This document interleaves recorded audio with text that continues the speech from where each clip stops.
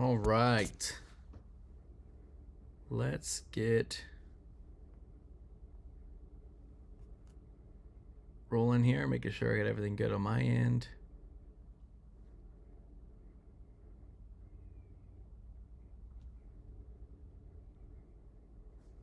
Okay. Think we're ready to go. All right, guys. Well, I'm sure you guys know, my name's Trey. I'm a Jiu Jitsu black belt. Our biggest focus with this YouTube channel and with my school community group is to help you guys get better at Jiu Jitsu faster.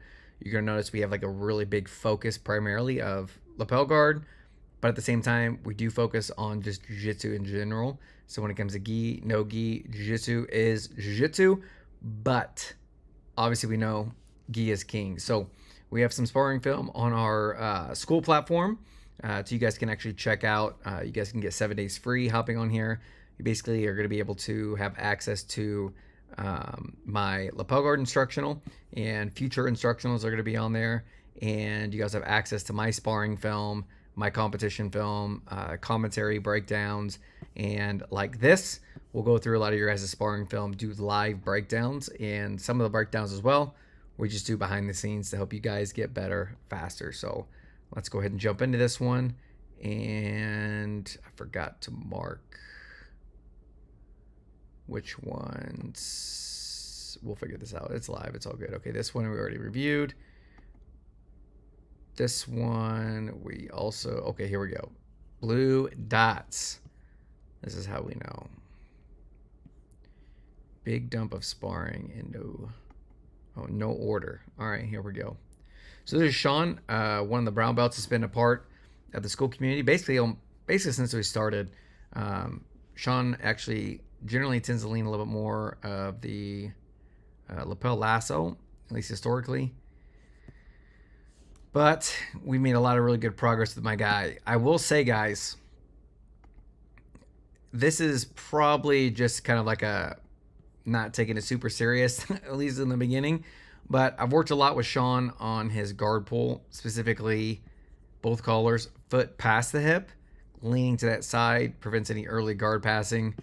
But as you can see, he just sits, immediately gets to the outside. I don't think this is a round he's taken too incredibly serious, but obviously we don't want to pull like that if possible.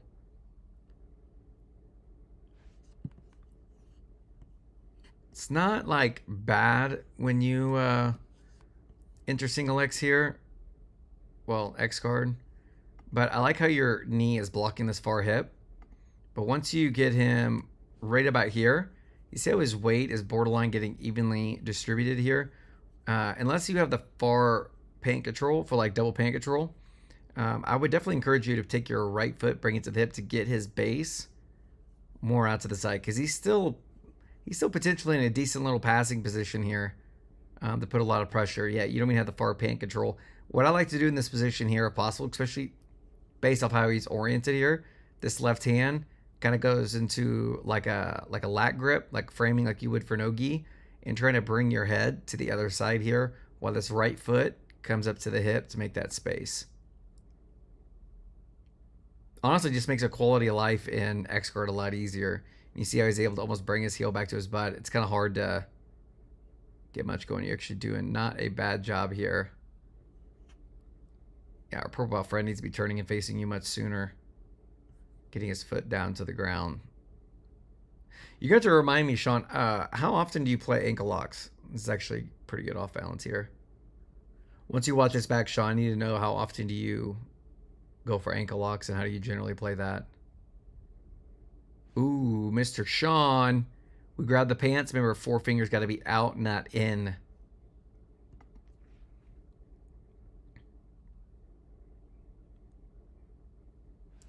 Ask how often you go for ankle locks, and you just did one.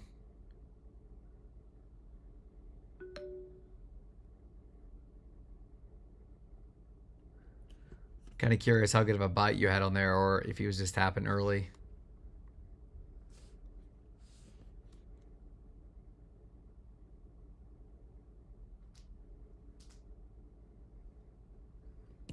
All right. Whoops. All right. I'm curious kind of what you've been working. I know you mentioned you've been working a little bit more versus De La Riva.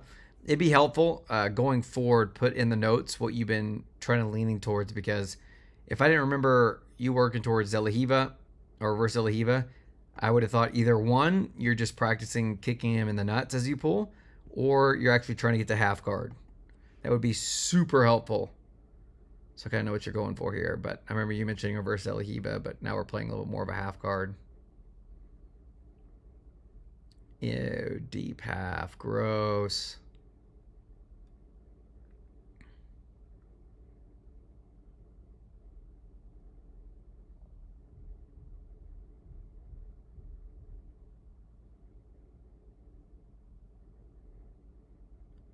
Yeah, I kind of feel like through watching this so far, you're just kind of flowing. This is actually what I prefer to see right here. I like how your chest is getting really tight to the back. You got to control the collar. Gonna bring the knee behind the neck, start working the choke.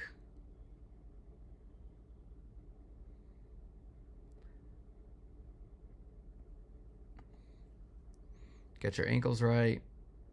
Looks good. I just want to know what's going on with the guard pull. Like, what goal did you have going into this round that I know I'm missing? Because I always see you go a foot past the hip, and that was a big jump, I feel like, in watching your rounds.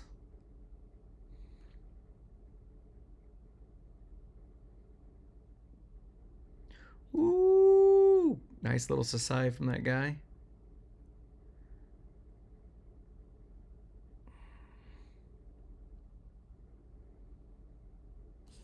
If you're going to control this, sooner I would try to pummel this foot. I'll show you what I mean. Yeah, see right here, your foot is on the bicep. So as soon as we get this sleeve here, it's actually gonna be pretty tough too. If your right shin is in the armpit, you can use the off balance him a little bit and try to sneak this foot to the inside. Realistically, if this guy is any good, he's gonna keep his own elbow tight to his rib.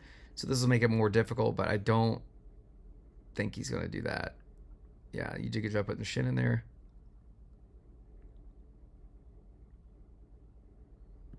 Yeah, if you keep this guy here, shoot the foot past the arm, go to the collar grip like you're going, you got a real strong omoplata opportunity there. Armbar is not bad, it's good, but I much prefer the omoplata. A lot of people don't understand how to finish the omoplata, but the thing I like about the omoplata over the armbar is that the armbar people will generally let their arms go a lot more than their actual shoulder. An easy example of this, like watch back my match with Jackson, a guy. When I caught him in that armbar, he let his arm break. But if I had his shoulder, he's not going to let his shoulder break. If your shoulder tears or anything in there like that, the damage is catastrophic. You pop your elbow, you've got adrenaline, you've got everything else. You're probably going to make it through the match fine. And then after that, too much ibuprofen, everything else like that, you're probably going to be fine. But there's something about the shoulder that is just completely different. Now, I will tell you, there are some armbar variations you can do. You're going to snap that sucker off. It's going to rip off like a rotisserie chicken leg. But most of those also come from omoplata exchanges, doing like VMO-based arm bars.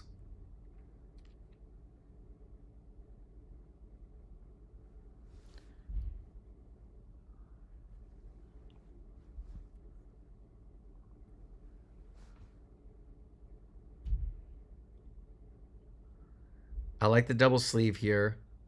I need to know. I wish you were in the chat right now so I can know for sure what you were playing towards.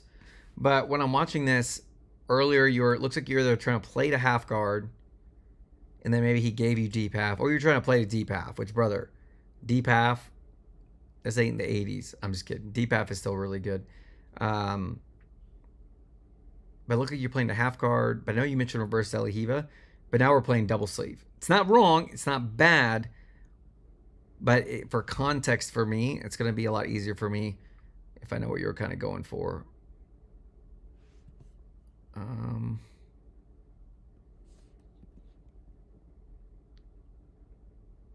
Okay, so I like your thought here of off balancing and setting up to wrestle up to feed the sleeve.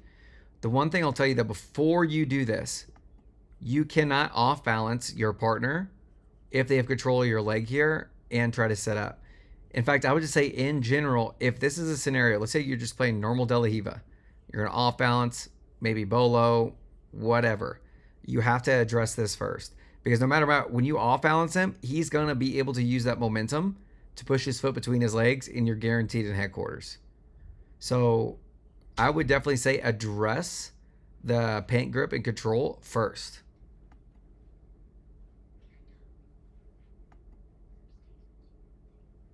Huh?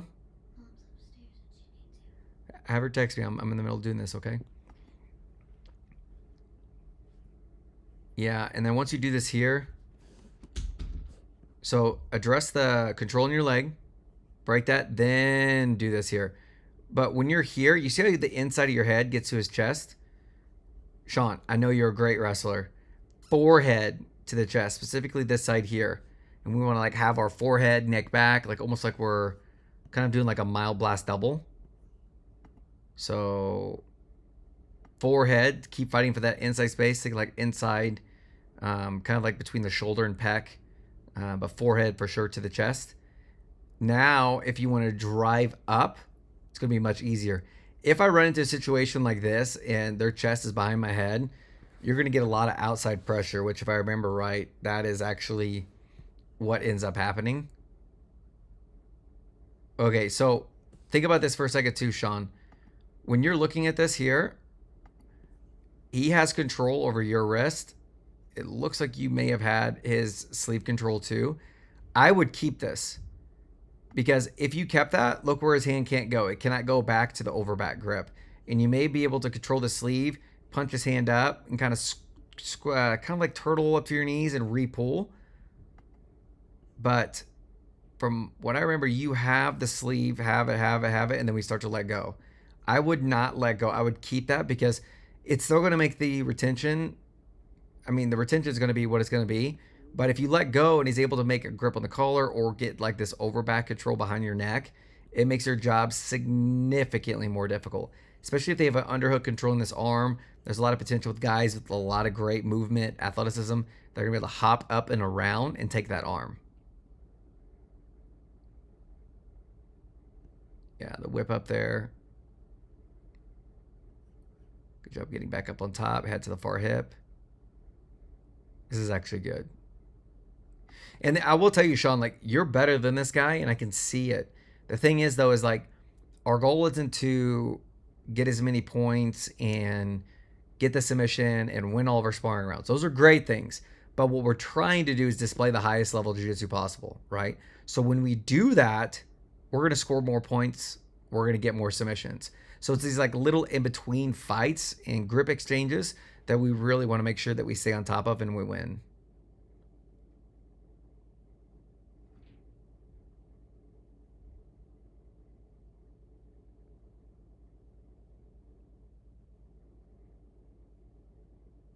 Did a good job controlling here.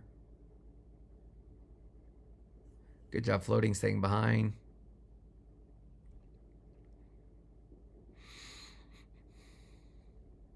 And the nice thing is when you threaten the choke, should make more availability to attack with the legs. Scoop your hips up and under, scoop your hips under. Unless you got the choke.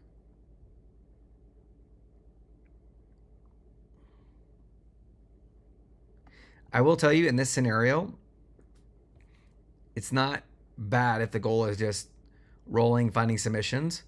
But if you have the back, okay, he then escapes, you have him in side pin, you got no extra points.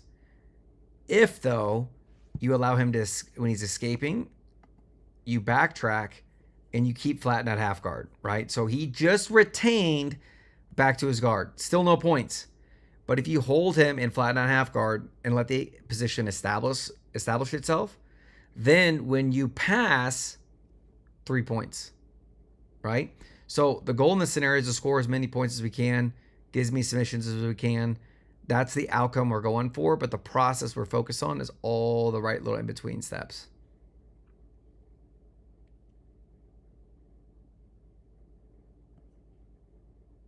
I'm not gonna lie, dude. Your mullet game on point. Go ahead and share this in there so you can go back through and review. Let me see.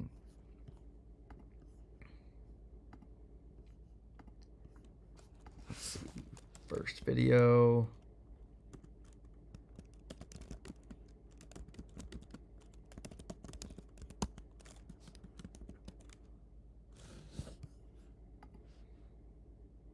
I'm very excited to hear what you say about that too. All right, let's looks like trying new things was also the one before.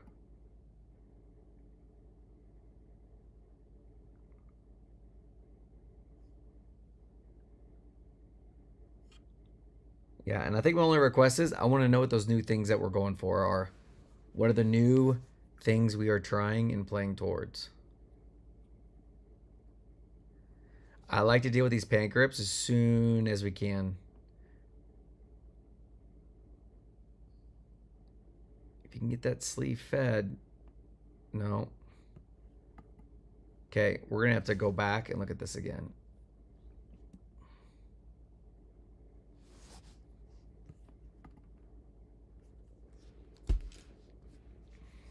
I need to see what's happening because this is the second round that we've gone for, like kind of like this sit-up.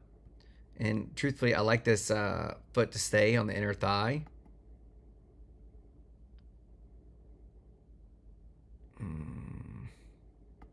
I need to make time when I go to California. I need to come train with you.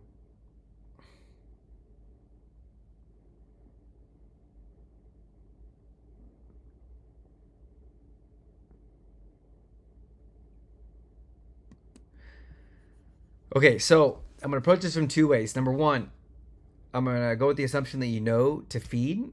Okay, so anytime when I try to feed the grip, if I'm going to wrestle up like this, right, to where this guy's sleeve is fed under his leg to your right hand, when I sit up through and do this, I like to think elbow tight to my rib because the strongest we're going to be in this scenario, let me get justice here, is elbow to the rib. The further my elbow gets from my rib, my muscle recruitment changes and I get weaker. So I do this here like this as I off balance. This should also elongate their arm a little bit, which is going to make them weaker.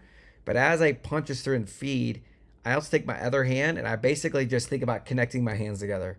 And as I connect my hands, thumb into the gi, and then I look to make the best grip that I can in this scenario.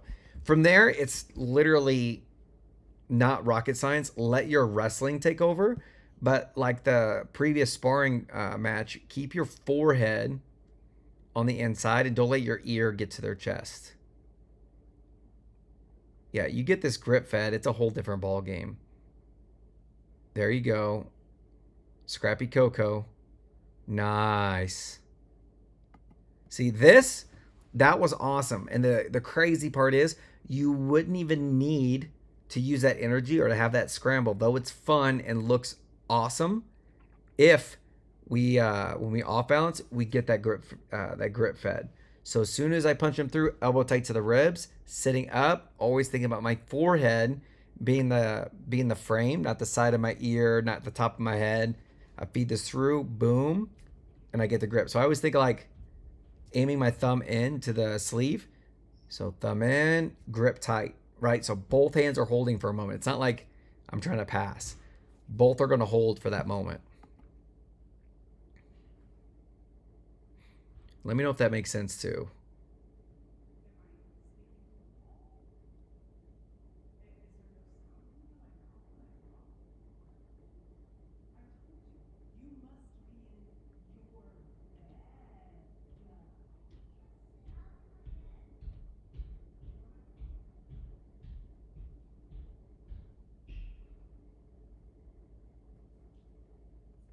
This is actually not bad. It's not bad to write out these rounds right at the position because the goal here is to make the right choice.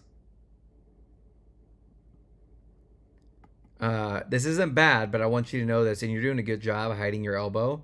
If this is holding the lapel, we don't want our elbow in front of the rib because then they can fat man roll us. You're doing a really good job keeping this here. If he does fold to this hip, again, a lot of people like to hop over and take the back. It is not wrong. It's a great idea.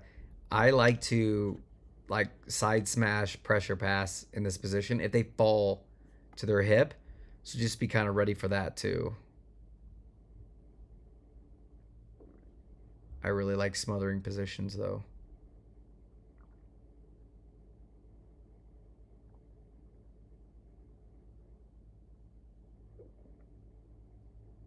Chin in front of the shoulder. Trying to catch that elbow.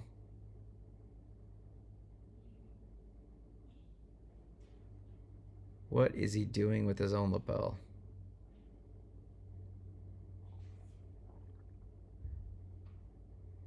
Okay, he was trying to break your grip.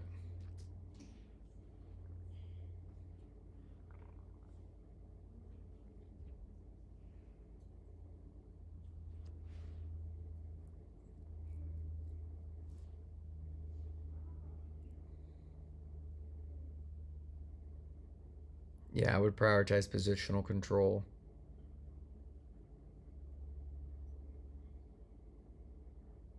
Nice. Good job getting back to the back. Nice. Let's go, Sean. Finish it. Stay tight. Keep it. Let's go. That was nice. It was actually really clean.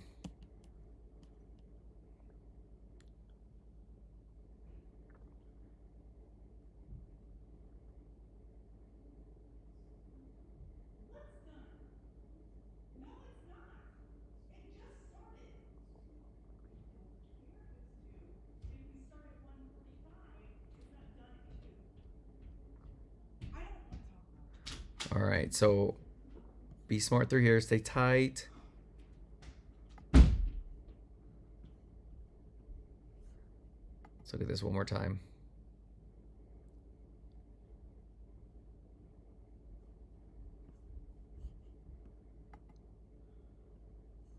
So we're looking at a Choi bar here. Right.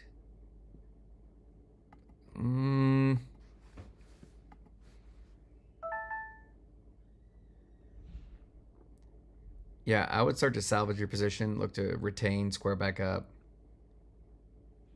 I don't want to spend the time to kind of go back through with that Choi bar. You got to be careful here. You may get hit for a penalty or even potentially DQ.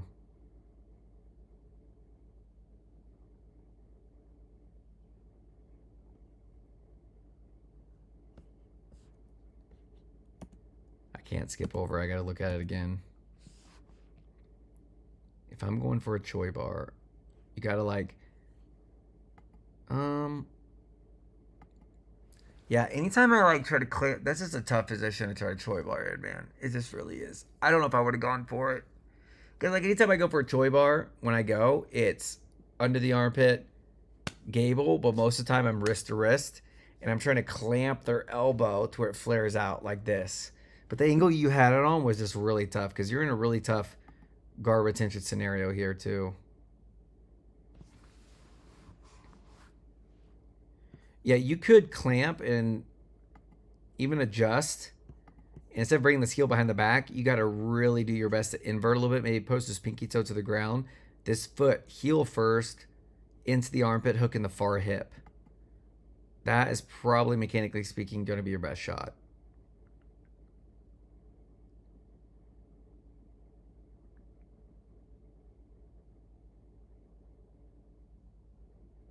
A little bit of almost reverse close guard action here, even though your hips are not towards his stomach.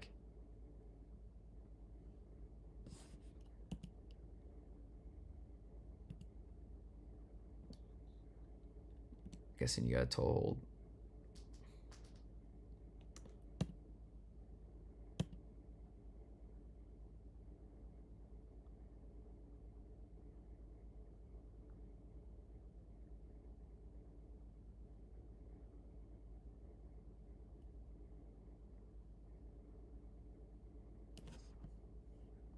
Got the lapel fed.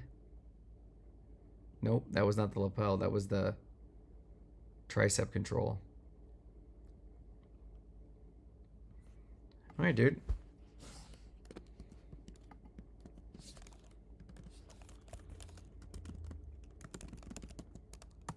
I really need to get timestamps in this. I need to do it at the beginning. We're getting better at this, guys. Okay, this is like one step at a time. Let's see. Out here doing the Lord's work. Really. All right, let's see what we got going on here. Man, you're just running right through Purple Belt Central.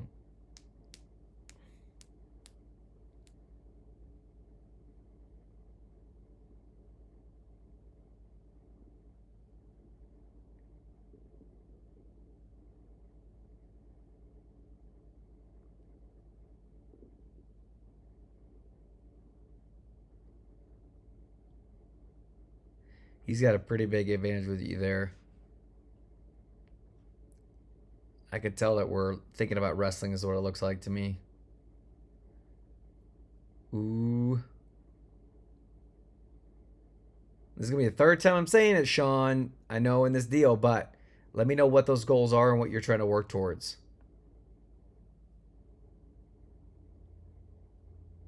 I want to see if you're going to go for some judo.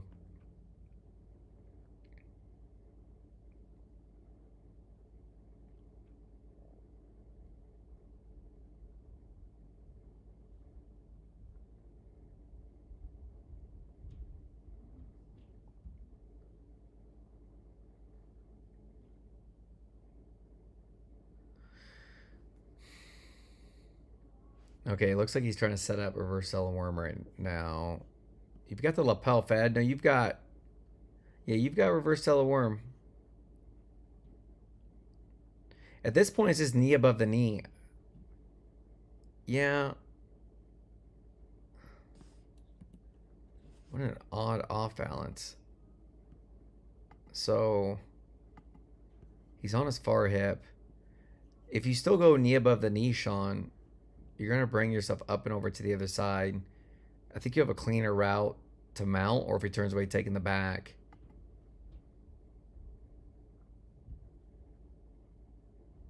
The only thing I can think in this scenario is instead of posting your hand, keep your forehead posted, control the collar with the left hand, pulling yourself up this way.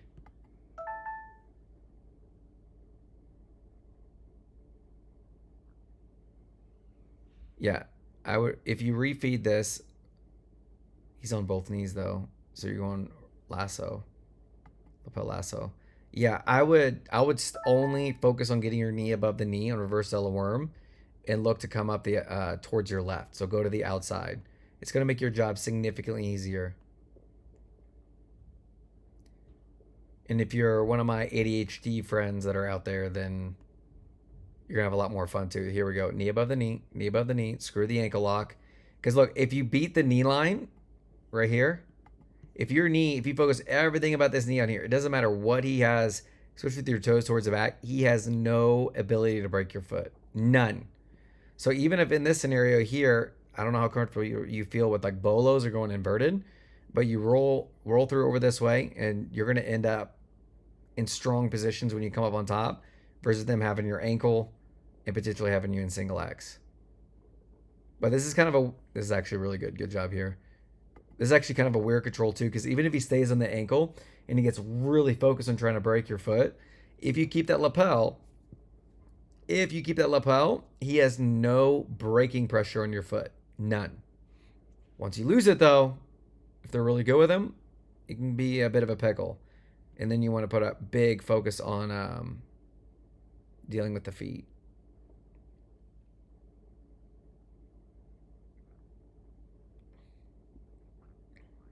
Yeah, knee above the knee, knee above the knee, knee always above the knee. That is like my biggest prioritization, especially in this scenario. Always knee above the knee. Now he's doing a good job framing it away, making it really difficult on you. But before I even try to give up on top, take the back, I always want my knee above their knee. I hate deep half.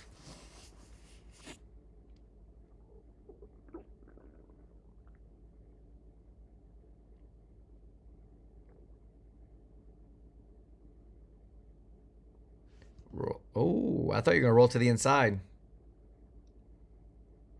Where's that reverse Elahiva, dog, you telling me about? Hook the foot. This looks more like half guard, though.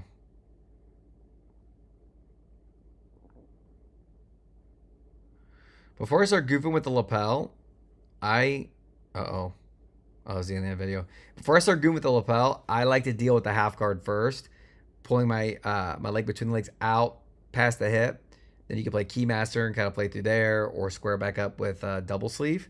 But this wasn't a bad round. But again, some of these rounds, I know you're working different stuff. I just don't know what you're going for. You want to post this in the school group, so you can go back through and review that once he's out. And then let's see you doing the Lord's work. Oh, we got this purple belt again. This guy wasn't half bad. Let's see what this guard pull looks like again. Oh, sweet baby Jesus.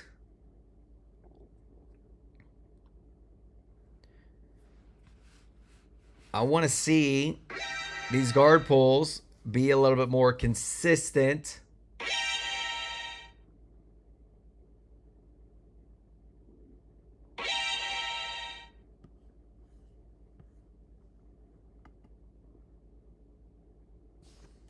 Hold on, I just got a text, guys.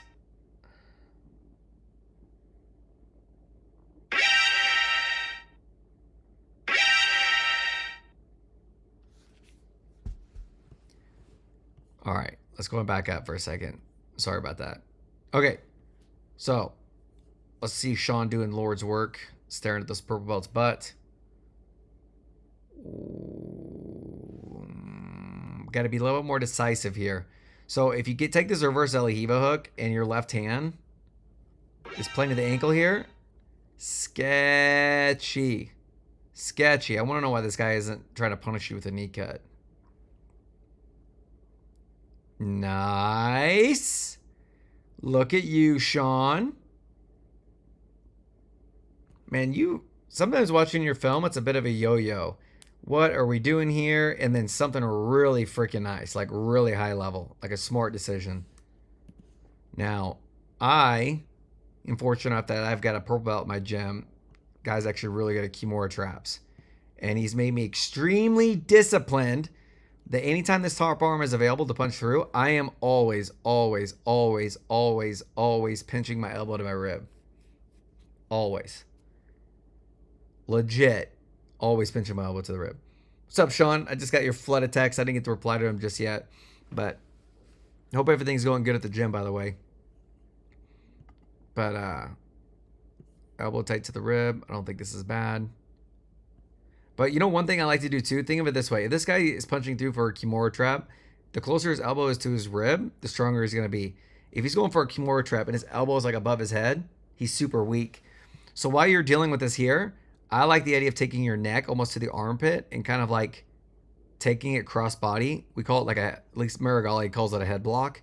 But driving the head towards the mat while you're just, pinching this elbow so freaking tight to your body.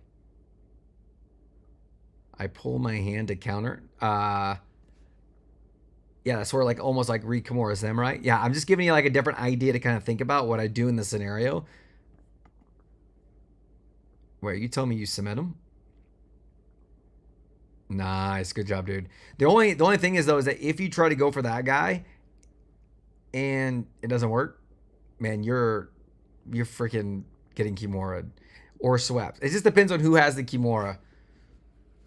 One of my guys, he's like slightly bigger than me. I'm taller than he is. I'm mostly taller than everybody around my weight, but man, if he gets that Kimura trap, it's freaking hell. And the only thing I found that consistently shuts it down is elbow tight to the rib and trying to do what we call head blocking, which is like kind of like I mentioned a moment ago.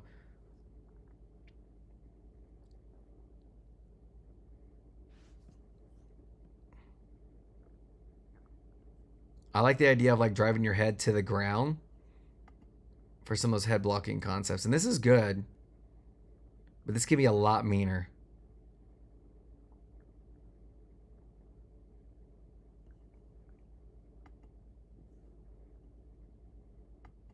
So versus taking the feet to the outside like that, what I would like to see is as soon as we get here, leave both your feet in for a moment and then stomp the top of the hip.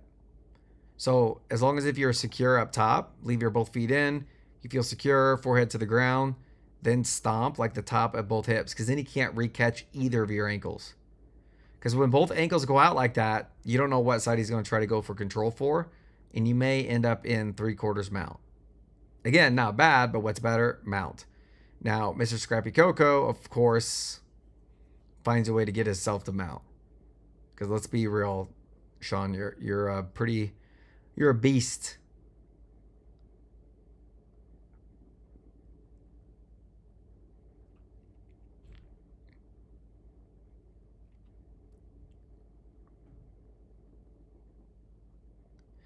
I need to film some mount stuff that I do like to do for control. Works really well against big guys, small guys. Because truthfully, if he's not trying to frame at your hip right now, he's not getting out of mount. And he needs to put everything in trying to get his arms back into play and frame at the hip. You sneaky turd. Is that... You have a... Do you have a lapel grip? What do you have? You have a lapel grip.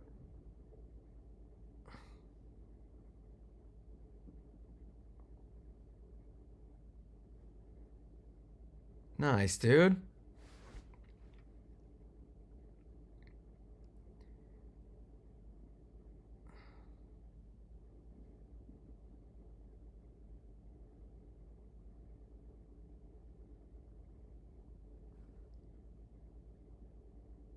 Trying to make something up. I call it fighting conceptually.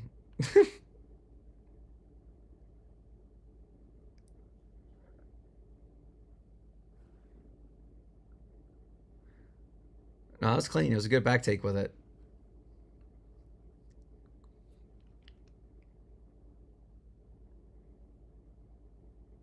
I actually got it to where my GoPro, I'm filming all our rounds with that. I've got some from open mat I need to pull and see. But in the middle of open mat, my kiddo hurt his fingers. Thought I heard it. I thought he broke his hand, but turns out it was just his fingers. We got a meeting with a orthopedic, so hopefully it's just a jam. But the radiologist we took him to may have been overly cautious, but the nurse there thought it was fine. Dude, I thought about getting control. See, I like to go elbow joint to elbow joint as quick as I can and stay super tight in this position. I thought about getting the meta glasses. The reason why is because, like, my buddy Mark Vives, he's a really good black belt, part of TAC team. He's posted some of his clips from his meta glasses while he's coaching, and it's like a legit point of view. But instead of the chest, it's the dude's eyes. It's pretty freaking cool. And I think I can spar some with them, but that's like, what is it, like $300 on your face? So you get popped in the face in the right way, it's money out the window, you know? I think that'd be pretty cool.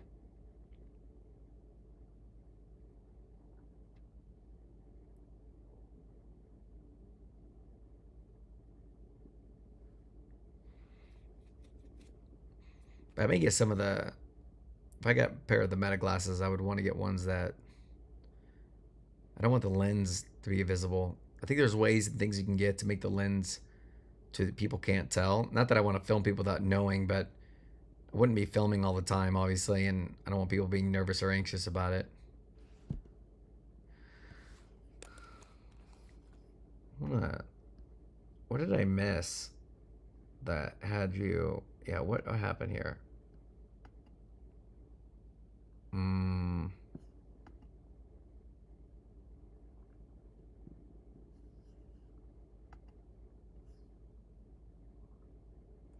Yeah, so I would punch this arm to elbow joint, get really tight, because he wants this elbow to get to the mat. So everything we're focused on doing is keeping this elbow from getting to the mat and really below your groin. So I would really focus in this position, getting as super tight as possible and prioritizing control, because you just got him here. So he's fresh, fighting off instinct, right? So we want him to like squirm, and then it goes from instinct to him actively thinking about what he should do, which is always going to put a slight delay in what he's doing. So elbow joint to elbow joint. Then once he kind of settles, you see the opportunity, take it. I wonder... It's almost like you weren't tight enough. Yeah. Curl this heel down, dorsiflex the foot. It's the idea of curling toes towards your knee. I just don't think you were tight enough. And I mean this with love. You look a little tired too. You don't look stressed at all, but I wonder how fatigued and tired you were. Yeah. I mean, it's okay if you did. I mean, you turned something that was really bad. You should have been passed. You should have probably gotten your back taken there too. But you got your guard back. But again, you're scrappy Coco.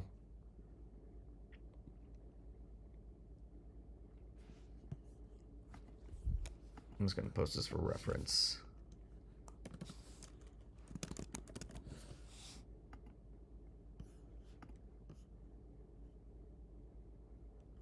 Man, did you get to watch Xander's rounds that he posted, Sean? I'm gonna go back through this, but oh, dude, this is a new guy we had come in. He's in the military, and he's got freak strength. But I wonder, is this him just with Abby? Yeah, you should watch it on there and give him some feedback. Tell him what he thinks, because I give him feedback in person while I'm there. But Xander's a good dude. It's funny though, because like he developed early, focusing on octopus guard. So his guards are getting better, but it's crazy because most of the time when you get past somebody's guard and you're looking to finish the pass, that's when it gets easier, right? It's difficult at the beginning, and then it's easier towards the end.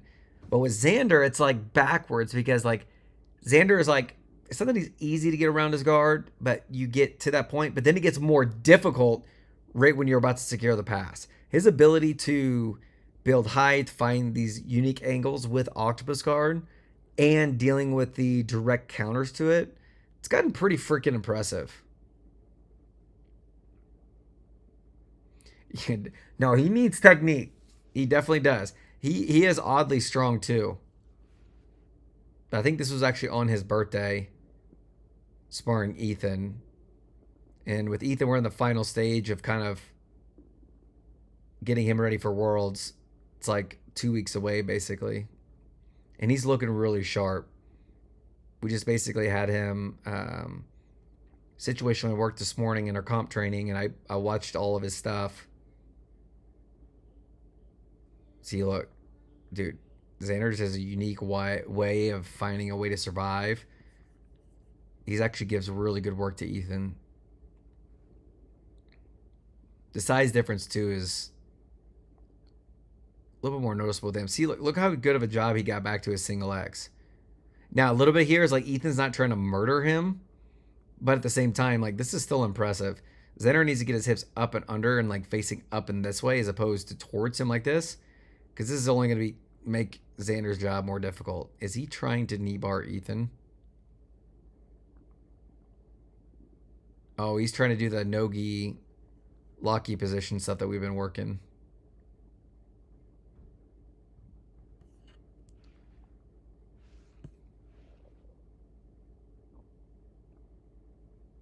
Xander went to 50-50.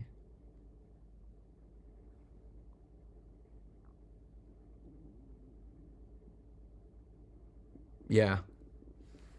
I will tell you, Xander does do a good job of squirreling his way back into positions, which is to where the one thing I like working with Xander is establishing the guard pass and side pin and keeping that control. Like, I get good situational work controlling him.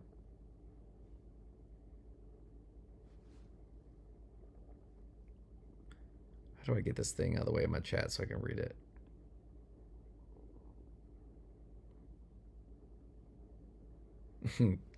He'll try some interesting things on Ethan, but the funny thing is, like, if you try to toe hold Ethan, he's going to toe hold you. If you try to knee bar him, he's going to get you back.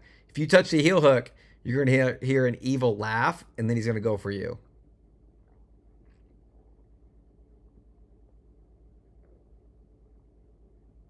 Like, look at Xander's ability to get there. That's so frustrating. Now, this is nice. This Trica Plata Ethan caught. Disgusting. Now, Xander, you could have tapped sooner there, buddy. But look at this. Look. This is actually not bad what Xander's doing, dude. Look, he's up to his knee. And look how Ethan just caught that, dude. This is to where it's like, it's not that like Xander's frustrating to roll with, but Xander's ability to stay alive, and when you think you're about to finish something, he weasels his way out to survive a little bit longer. Yeah, it'll not make you frustrated, but kind of be like, all right, I'm going to get you now. And that's what it looks like happened with Xander and Ethan here.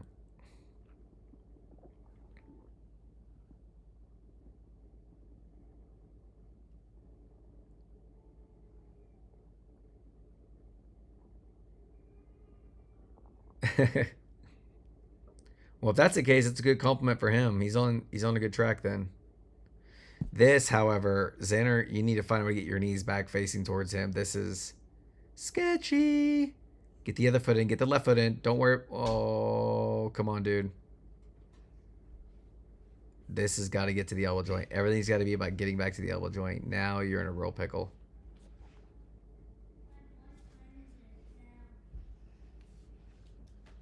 Hey, head out there. I'm almost done.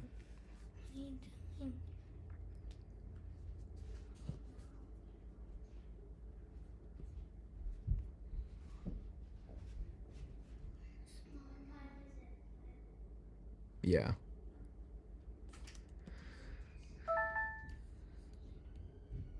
Look, he's attacking basically Kimura with the legs, turning into an armbar, switching back and forth depending upon how he defends. Ethan has a nasty crucifix, by the way. He's had it since, really since he was a white belt.